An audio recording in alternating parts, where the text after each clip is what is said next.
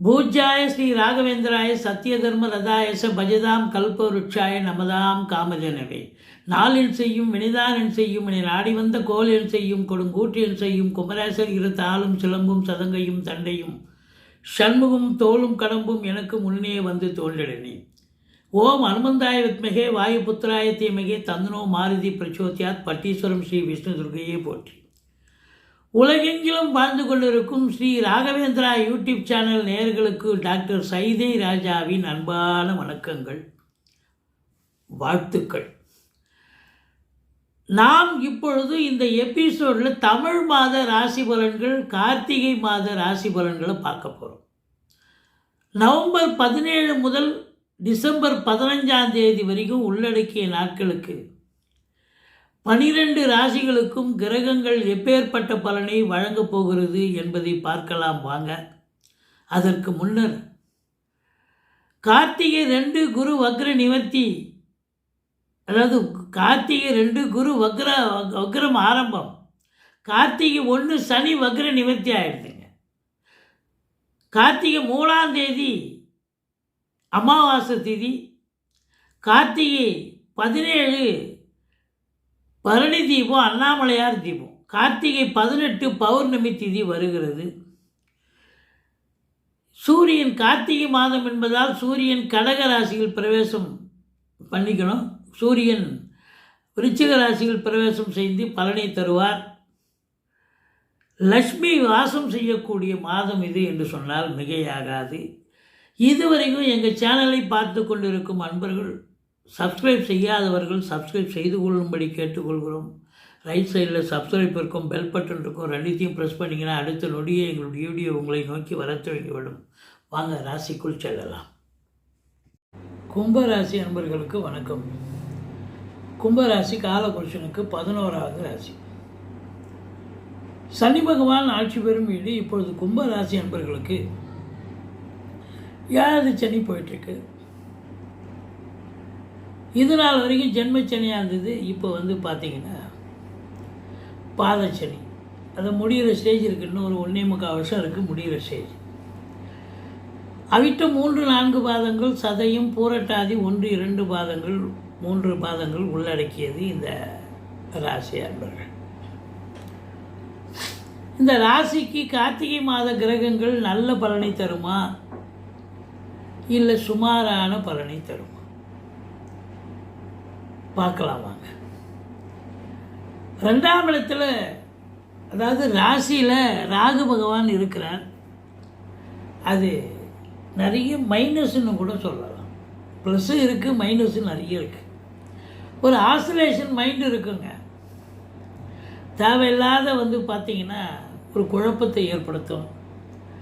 கணவன் மனைவியிடையே சண்டை சச்சரவு, வாக்குவாதங்கள், பிரச்சனைகள், நண்பர்களிடையே வாக்குவாதங்கள், இதெல்லாம் இந்த ராகு கேது பிடியில் இருந்தாலே அனாவசியமாக வந்துடும் சண்டை.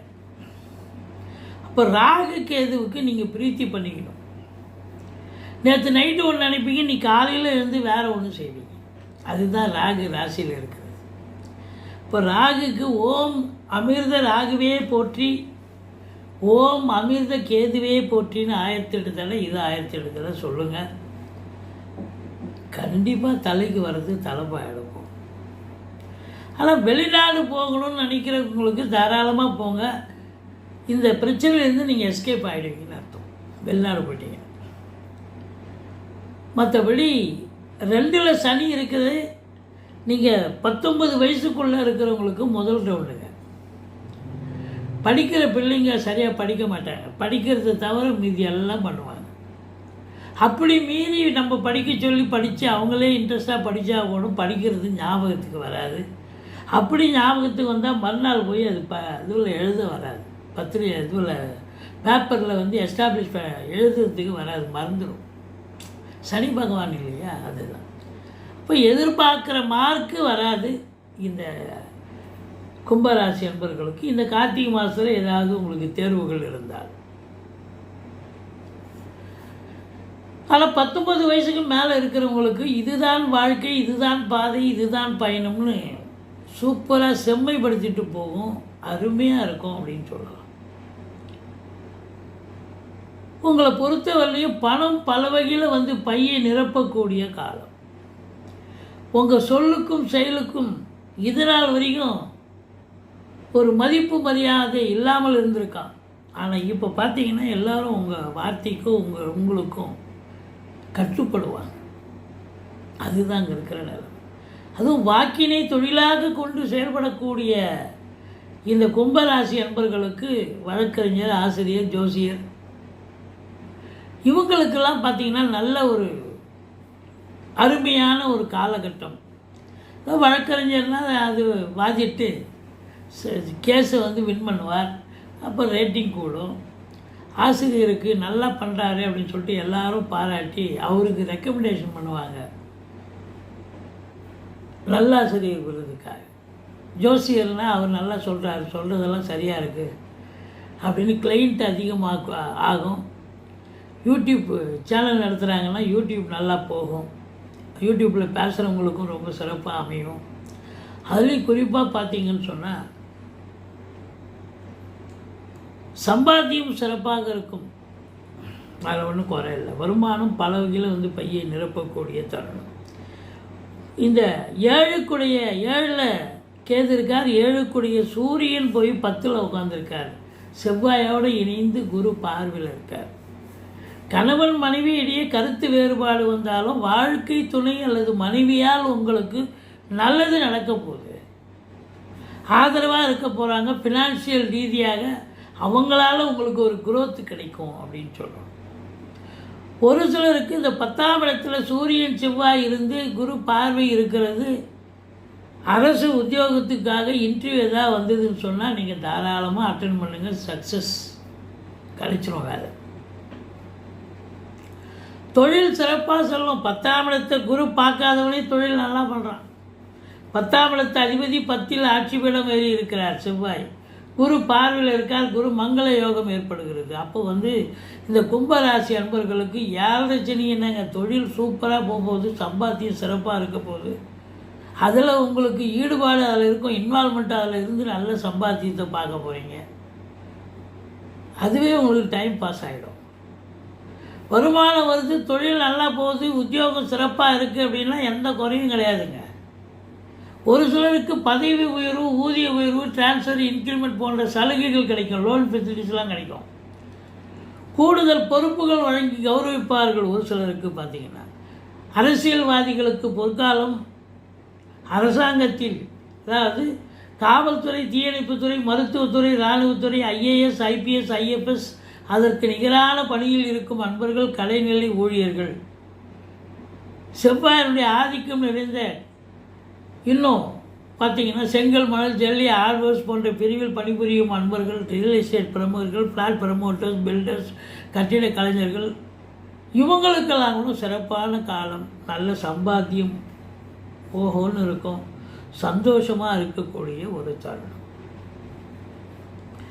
9ஆம் இடமும் வளர்த்துருக்கு. 9க்குடையவன் 10ல் வந்து உட்காந்துருக்கான்.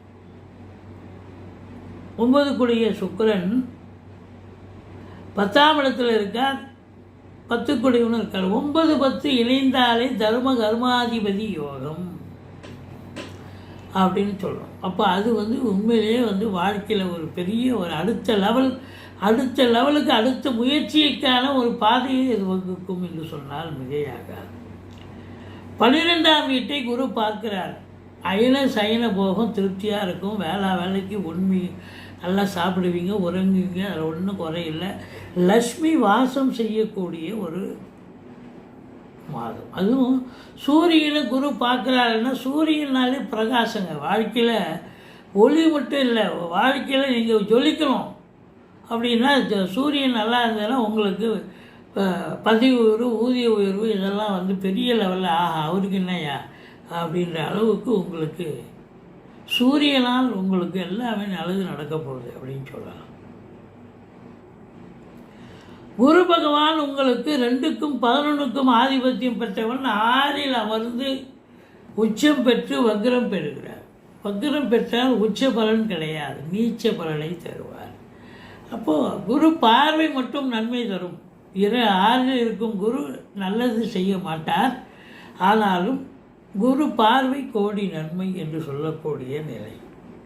மொத்தத்தில் பார்க்கும் பொழுது இந்த ராசி அன்பர்கள், கும்பராசி அன்பர்களுக்கு ஒரு 4 நாள் சந்திராஷ்டமம் வருது இந்த கார்த்திகை மாதத்தில். இந்த 4 நாளும் முதல் 1ஆம் தேதி வருதுங்க, கார்த்திகை 1ஆம் தேதி. அதுக்கப்புறம் மாத கடைசியில் 27, 28, 29 சந்திராஷ்டம நாள். ரொம்ப எச்சரிக்கையாக இருக்கணும். வண்டி வாகனங்கள் பயன்படுத்தக்கூடாது. ஆஃபீஸுக்கு போகிறீங்கன்னா வழக்கமாக வண்டியை போகக்கூடாது. நீங்கன்னு பார்த்து நீங்கள் ஆட்டோவில் போங்க, பஸ்ஸில் போங்க. துட்டு பஸ்ஸுனா கூட ஆனாயமும் வருது. அதில் வண்டி ரிப்பேர் ஆகி வேலைக்கே போக முடியாது. ரிப்பேர் பண்ணி அப்புறம் வீட்டுக்கு திரும்ப வேண்டிய சூழல் ஏற்பட்டால் என்ன பண்ணுவீங்க? அதனால் எச்சரிக்கையாக இருங்க. இப்போ வேலை பார்க்குறதுல சோதனமாக சந்திராஷ்டமம் சொல்லிக்கிட்டீங்கனாலே தலைக்கு வர்றது தலைப்பாயோட போகும்.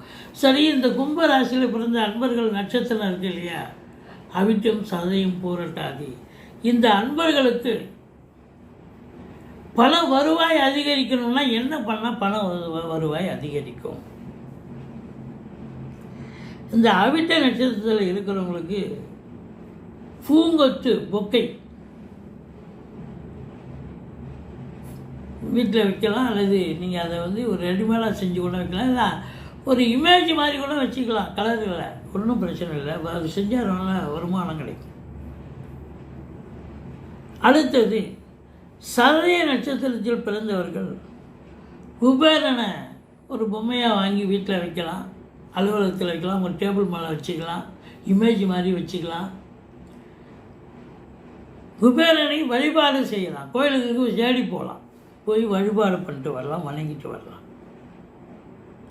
பூரட்டாதி நட்சத்திரத்தில் பிறந்தவர்கள் காமதேனு போட்டோவை வாங்கி வீட்டில் வைக்கலாம், ஆஃபீஸில் வைக்கலாம், உங்கள் ஹாலில் மாட்டலாம், உங்கள் ஜோபியில் வச்சுக்கலாம். இதெல்லாம் செஞ்சீங்கன்னு சொன்னால் நல்ல வருமானம் தடை இல்லாமல் ஆக்டிவேட் ஆகி நல்ல சம்பாத்தியம் கிடைக்கும். இந்த ராசி அன்பர்கள் வணங்க வேண்டிய தெய்வம் ராகு கேதுவுக்கு பிரீத்தி பண்ணிக்க. பட்டீஸ்வரன் துர்க்கையை வழிபாடு செய்து கொள்ளுங்கள், பிள்ளையாரை வழிபாடு செய்து கொள்ளுங்கள். ராகுவுக்கு ஓம் அமிர்த ராகுவை போற்றின்னு 1008 சொல்லுங்கள், ஓம் அமிர்த கேதுவை போற்றின்னு 1008 சொல்லுங்கள். எந்த ஒரு பிரச்சனையும் தலைக்கு வர்றது தலைப்பாயிட போகும். செலவினங்கள் அப்படின்னு பார்த்தீங்கன்னா சுப செலவு தாங்க ஏற்படும், பயப்படாதீங்க. 7 சனி நடந்தாலும் சுப செலவுகள் ஏற்படும். அது 10ஆம் இடத்துல செவ்வாய் இருக்கார், குரு பார்க்குறார். வீடு வாங்க, வீடு கட்ட, மனம் வாங்க, தோட்டம் துறவு வாங்க, பிள்ளைகளை உயர்கல்வி படிக்க வைக்க, இதெல்லாம் கண்டிப்பாக செய்வீங்க. ஏன்னா அதே செவ்வாய் அங்கேருந்து 8ஆம் பார்வையாக உங்களுக்கு, அதாவது 7ஆம் பார்வையாக 4ஆம் இடத்தை பார்க்குறார், 5ஆம் இடத்தையும் 8ஆம் பார்வையாக பார்க்குறார். பூர்வீகத்தில் கூட வீடு கட்டுறது, வீடு ஆல்ட்ரேஷன் பண்ணுறது, அப்படி ஏதாவது ஒரு வேலை எடுத்துகிட்டு போவீங்க. மொத்தத்தில் எங்களுடைய வீடியோ பிடிச்சிருந்தால் லைக் பண்ணுங்கள், ஷேர் பண்ணுங்கள், சப்ஸ்கிரைப் பண்ணுங்கள். மறக்காமல் சப்ஸ்கிரைப் பண்ணுங்கள். நன்றி, வாழ்க வளமுடன்.